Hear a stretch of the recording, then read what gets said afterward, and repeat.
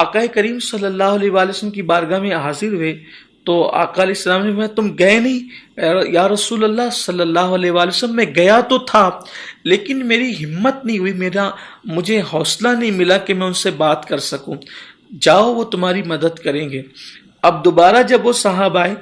تو پھر اب دیکھا کہ حضرت عثمان غنی رضی اللہ تعالیٰ عنہ اپنے کسی دوسرے غلام کو ڈانٹ رہے ہیں اور اس پہ تادیبی کاروائی فرما رہے ہیں کہ اگر تم نے آج چراغ کی بتی کو اتنا بڑا نہ کیا ہوتا تو تیل ہمارا اتنا زیادہ نہ جلتا، وہ کل کو کام آتا۔ تم نے چراغ کی بتی بڑی کر دی، تیل اتنا زیادہ جل گیا ہوگا۔ اب ان کی اور ہمت پست ہوئی کہ وہ تو نمک کی ڈلیاں تھی، آخر چراغ کی بتی بڑی کرنے سے کتنا تیل زیادہ جل سکتا ہے۔ جو شخص تیل کے معاملے میں اس قدر حساب و کتاب رکھتا ہو تو وہ میری کیا مدد کر سکتا ہے۔ پھر وہ بارگاہ رسالت مآب صلی اللہ علیہ وآلہ وسلم میں لوٹ کر آئے تو آقا کریم صلی اللہ علیہ وآلہ وسلم نے فرمایا کہ تم گئے نہیں؟ یا رسول اللہ صلی اللہ علیہ وآلہ وسلم میں گیا تو تھا لیکن مجھے حوصلہ نہیں ہوا کہ میں ان سے بات کر سکوں، جاؤ وہ تمہاری مدد کریں گے۔ اب تیسری بار آئے تو حضرت عثمان غنی کی نظر ان پر پڑی، آپ باہر تشریف لائے، فرمایا کہ تم 2 مرتبہ مجھے آتے جاتے نظر آئے، کیا معاملہ ہے؟ وہ عرض کرنے لگے کہ مجھے ایک کام تھا آپ سے اور اللہ کے حبیب صلی اللہ علیہ وآلہ وسلم نے آپ کے پاس بھیجا لیکن میری ہمت نہیں ہوئی۔ کہا کیوں بھیجا اللہ کے حبیب علیہ الصلوۃ والتسلیم نے؟ کہا کہ میرے گھر شادی ہے اور مجھے کچھ پیسوں کی ضرورت ہے، میں یہ چاہتا ہوں کہ مجھے کچھ پیسے ملیں۔ میں حضور اکرم صلی اللہ علیہ وآلہ وسلم کی بارگاہ میں گیا تھا، جانے جود و سخا کے آستانے پر گیا تھا، جانے کائنات کی بارگاہ میں گیا تھا، حضور علیہ السلام نے تمہاری طرف بھیجا۔ حضرت عثمان غنی کا چہرہ کھل اٹھا، ہاتھ پکڑ کے اندر لے گئے اور جہاں پیسوں کی تھیلیاں رکھی ہوتی تھی، جہاں درہم و دینار رکھے ہوتے تھے،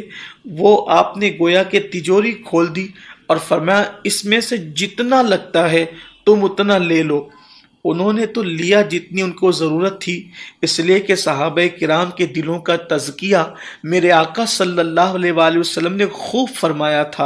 اور صحابہ کے دلوں کے اندر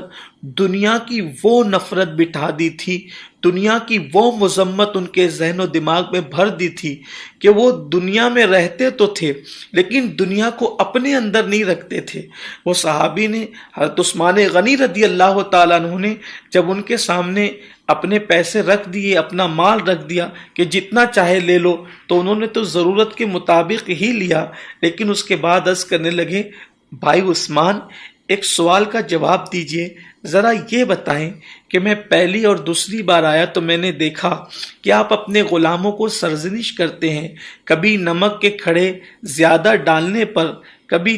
چراغ کی بتی بڑی کر دینے پر، اور وہ بھی یہ کہہ کر کہ اگر تم اتنے کھڑے بچا لیتے تو کل کو کام آتے، اتنا تیل بچ جاتا تو کل کو کام آتا، لیکن آپ جب میں مانگنے کے لیے آیا تو آپ نے تجوری میرے سامنے کھول دی اور کہا کہ جتنا چاہو لے لو۔ آپ نمک اور تیل کے معاملے میں اتنے محتاط اور یہاں پر دینے کے معاملے میں اس قدر آپ سخاوت کا اظہار کرتے ہیں، وجہ کیا ہے؟ سیدنا عثمان غنی نے مسکرا کر کے فرمایا چونکہ اپنی ذات پر ہم جو خرچ کرتے ہیں قیامت کے دن اس کا حساب دینا پڑے گا، اور جو اللہ و رسول کے نام پہ خرچ کرتے ہیں اس کا حساب نہیں ہوگا بلکہ وہ بے حساب واپس ملے گا۔ تو جس کا حساب ہونا ہے اس کو ہم حساب سے خرچ کرتے ہیں، اور جو بے حساب واپس ملنا ہے تو پھر ہم وہاں بے حساب خرچ کرتے ہیں۔ یہ حضرت عثمان غنی رضی اللہ تعالیٰ کی زندگی سے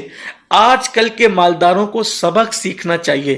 دولت عثمان غنی کے پاس بھی تھی، دولت قارون کے پاس بھی تھی، دولت صحابہ کے پاس بھی تھی، بہت سارے صحابہ کے پاس، دولت فرعون اور نمرود کے پاس بھی تھی، دولت بخت نصر کے پاس بھی تھی، اور دولت عثمان غنی اور عبد الرحمن ابن عوف اور سیدنا ابو بکر صدیق کے پاس بھی تھی۔ کیا فرق ہے؟